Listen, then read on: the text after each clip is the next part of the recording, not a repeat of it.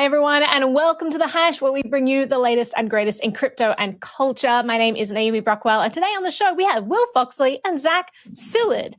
Awesome, three of us to lead the charge and teach everyone about what's going on in the crypto space. So let's kick off by talking about Microsoft. Zach, what's going on there? All right, so Microsoft, Bill Gates, all that stuff. They just bought a big, old gaming studio for like $70 billion. It's called Activision Blizzard. And there's some talk that this might have something to do with the metaverse. Now, Microsoft owns Xbox. They've been a big force in gaming for a long time. I don't know. I'm grumpy right now because I think there's just a huge degree of misunderstanding about what this metaverse thing is. Everything is being called metaverse. It means everything and nothing all at once. So we're seeing in Microsoft's announcement that this could be part of its building blocks for a metaverse play.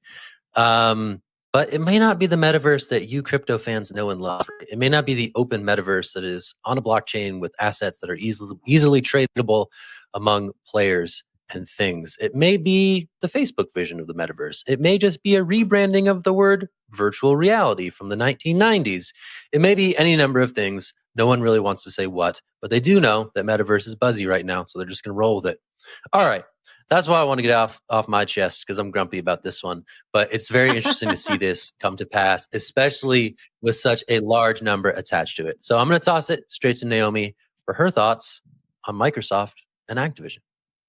So a little interesting tidbit that Zach actually brought up before the show. So there was this article that was put out and New York Times actually changed the headline, which may give us some insight into how they're even thinking about metaverse. So they initially called this article, they said Microsoft will buy Activision Blizzard for nearly $70 billion, a big bet on the metaverse. They then switched that out and said a big bet on the next generation of the internet. So is even the New York Times getting sour on all of this metaverse talk, because it just seems to be everywhere. It is kind of this vacuous term that encompasses like everything we do on the internet. So it's interesting that they switched that out. I thought that was a really good find there, Zach.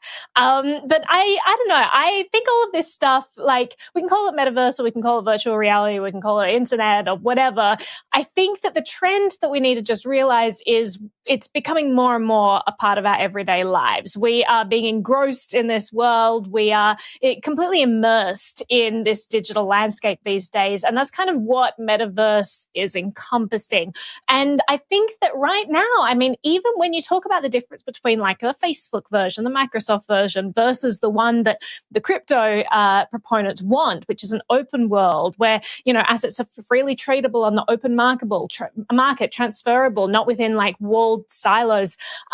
Even that vision that we have, it's not even close to being a reality right now. We have to understand where even those efforts stand at the moment, which is at the super early stages. Like they're almost indistinguishable from the Facebooks and the Microsofts and all of those metaverses that centralized companies are creating. And Moxie Marlinspike, the former CEO of Signal, or current, kind of switching over the course of the next month, he wrote this great article talking about Web3, how decentralized it actually is, how decentralized NFTs really are, how decentralized your MetaMask wallet is. Like all of these things that we integrate in part of our daily lives and we think gives us sovereignty over our money and control over our assets. It's a little bit of smoke and mirrors at the moment because all of the back-end infrastructure is so centralized, and he's smart enough that he can dive into that. The average person, they're going to be like, crypto people say that this is self-sovereignty. Okay, it's self-sovereignty. And Moxie is an OG legend in the privacy and computer security world. So he was like, okay, I'll actually dig into what's going on under the hood. And it was really surprising revelations in there that I'm sure a lot of people don't realize. Like, for example, most apps are just calling on Infura. Like almost the entirety of the Ethereum ecosystem is just calling on this one company because the Ethereum blockchain is so unwieldy at the moment. It's just not possible for individuals to navigate that world, all of the smart contracts, all of the complexities. So you have these centralized companies that handle that navigation for you. So just a very interesting state of play at the moment. Lots of buzzwords about decentralization. How much that's actually taking effect in reality is unclear. But Will, I saw your hand go up first, and I'll throw it to you and then Zach. That's right. And I have to talk about something that both of you guys failed to mention. And it's probably the most important thing about this entire headline. That is that Call of Duty the award-winning Platinum Series game from Activision could be in jeopardy because Microsoft is taking it over. And that matters much more than Web3 or blockchain or metaverse or anything else. The fact that this game could be put in the hands of Bill Gates, we don't know what's going to happen in the next few years to this game. And we have to be very careful when we're talking about this subject, because if Call of Duty goes away, then that's a huge aspect of American culture, American bro culture that we're going to lose. And I'm a little ashamed that both of you guys didn't bring up that subject. Zach, we are remiss in our duties. I'm sorry. I'm really sorry. You must respect all gamers. Thank you. I'm glad you brought this up. I mean, there's the concern that Call of Duty could become exclusive to Xbox, could not be accessible on other platforms. And it's interesting to talk about this. And I think, the other thing that we're seeing that is also interesting is this growing gamer backlash to crypto stuff. New York Times also did a piece this weekend about that, which is really interesting. We've seen this kind of bubbling up over the last couple of months. I know back in December, we reported on Ubisoft introducing NFTs, and the gamers were up in arms. So we've been sort of reporting on this in dribs and drabs. There was a nice piece to kind of step back and contextualize some of this anger that's been emerging with these announced NFT drops from big gaming companies. Is 1 year behind. That's good. Hey man, New York Times is on it. All right, they're on it, sirs. We will not slander the great lady. But no, they get the dribs. We do the dribs and drabs. They assemble it and they concoct a nice salad. And this was a good piece. It's a good piece. CoinDesk. Check it out. Give it a read. Number one. It speaks to the tensions that are emerging here. And we talk about it often. I know Naomi talks about it like, man, gamers should wake up to this. It's not just a cash grab, right? These are assets that you're already paying for with fiat. Maybe if they were recorded to a blockchain and they were transferable in other marketplaces, they would actually be of service and of value to you. But instead, they just live in the game. They go away at the end of that year, and then you buy them again for NBA, 2K, whatever, and you're back to zero. So anyway, a lot of interesting tension going on in the gaming space. A lot of interesting developments going on in the gaming space. We'll be here to talk about it. I want to throw this to Naomi because it is interesting to see. Yeah, it's interesting. Pieces about the phenomenon start to emerge.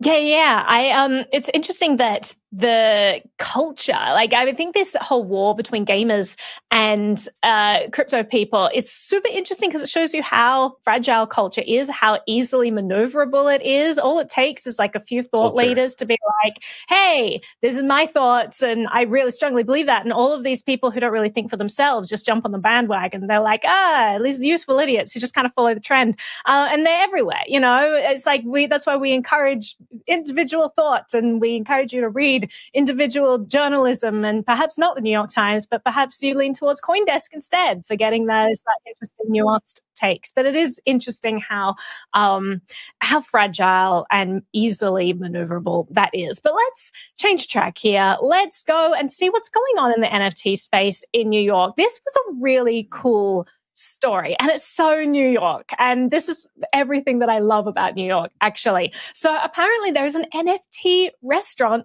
opening up, and it's going to be in Manhattan, undisclosed, yet to be announced location. And it's a luxury seafood-inspired dining club. And apparently, in order to gain access to the club, members must have a FlyFish NFT. So it will be this unique digital asset, and only a certain amount of these tokens will be released. And you can only enter the club if you have this. This is so peak New York, and I'm so happy it exists, even though it's super weird. I don't even know how their business model is going to work. How are they going to get enough patronage if they have this limited number of people who can even access it? I have a lot of questions there, but I'm so happy it exists because New York, I don't know if you guys have been to hidden restaurants in New York. They're super cool. There was this Japanese restaurant that was on my block that I didn't even know about for 8 years until someone told me, did you know there's a hidden restaurant in there? And I'm like, what? And so you find these places, there are these places where you'll knock on a phone booth and you have to give the right password. You enter, and it just makes New York so fun and interesting and such an adventure to go out dining in. So I think this is cool. You can bet that I'm going to try and get there. But if the equivalent of the NFT goes for $30,000, I may not actually make it there. We'll see what happens there. But I think it's cool. But I'll throw to you.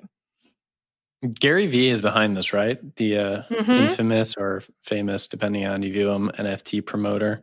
So that's an interesting little little nugget in this news story out of the Washington Post. I will say that the dining scene in Denver does not really compare to what you guys have up in New York at all. It's pretty terrible, and we definitely don't have an NFT dedicated restaurant.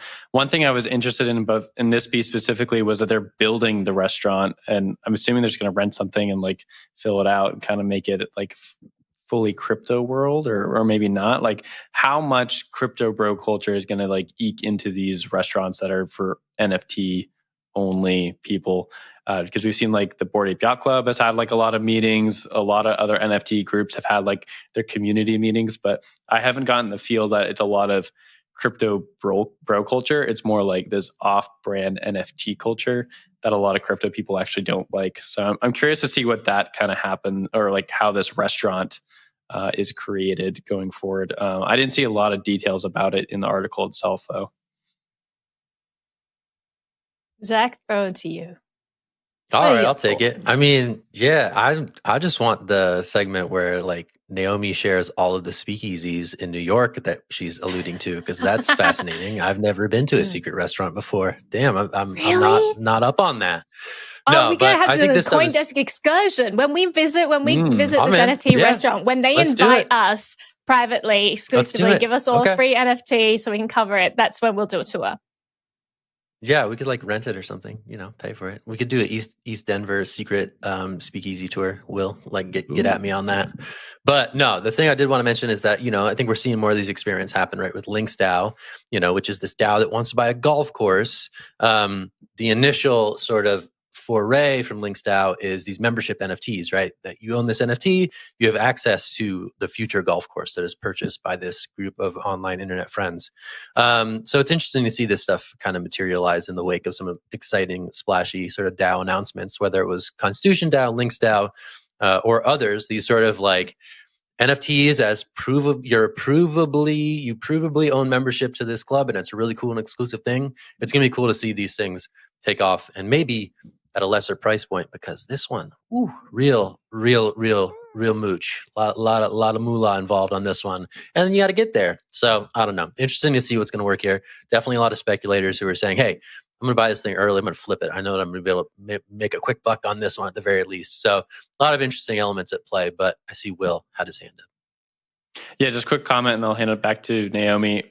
My thought with like the NFT market in general, and kind of looking at like the Bitcoin market, if we are kind of moving into a bear market, fingers crossed we're not. But if we are, I feel like this could be one lasting implication NFT scene. I saw some Google trend numbers the other day about NFTs versus crypto, and it's crazy to see how much NFTs kind of broke mainstream, while a lot of the other crypto stuff did not break mainstream. That includes things like DeFi, stable coins, Bitcoin itself. Those things, like, they did well, but in terms of like how NFTs did, NFTs really went mainstream. We see rappers add them to their collections all the time. We see them making their own NFTs, NBA players. And I feel like these community themes are something that's going to be like a lasting implication for NFTs going forward. I guess that leads to like a lot of different thoughts, like how is that going to make crypto more approachable in the future? And hopefully it kind of helps out the whole scene. I don't know if the Bored Ape group has really helped out crypto a whole lot with all the seed phrases they've lost, but I'll digress on that. Naomi, I'm going to throw it back to you. Yeah, I think it's interesting to compare this to the Links DAO that Zach brought up, because I think this restaurant is handling things a lot better than Links DAO. Links DAO has this weird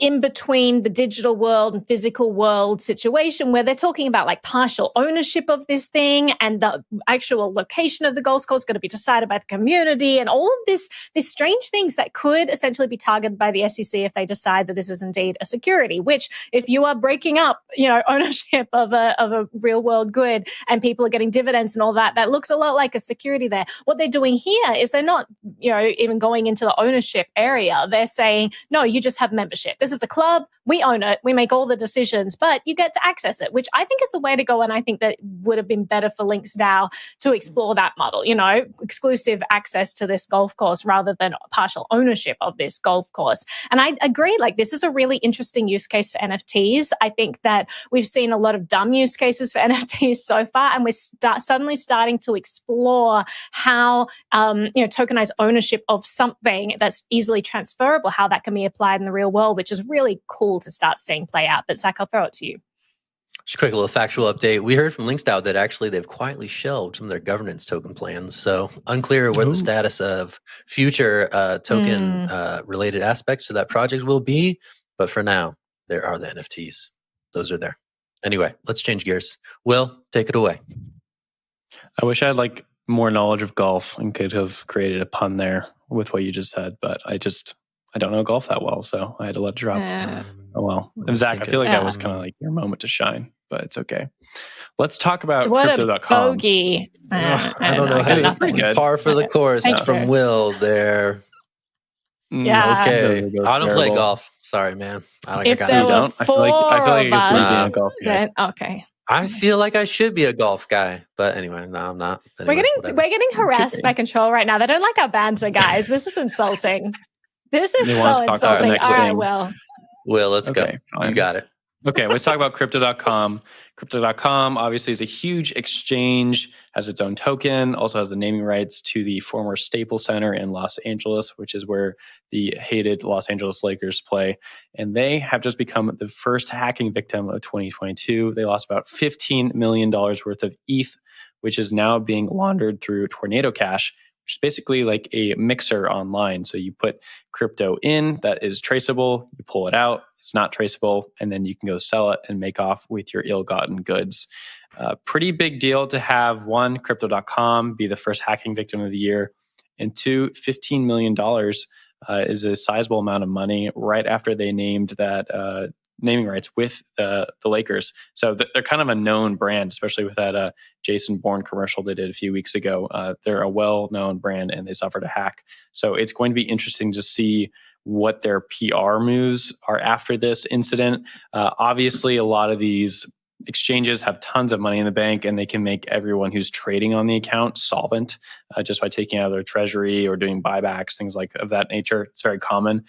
But that doesn't mean that traders who are on the platform and were not affected or were affected are going to go back to the platform again. There's a lot of different exchanges out there, Binance, FTX, Kraken.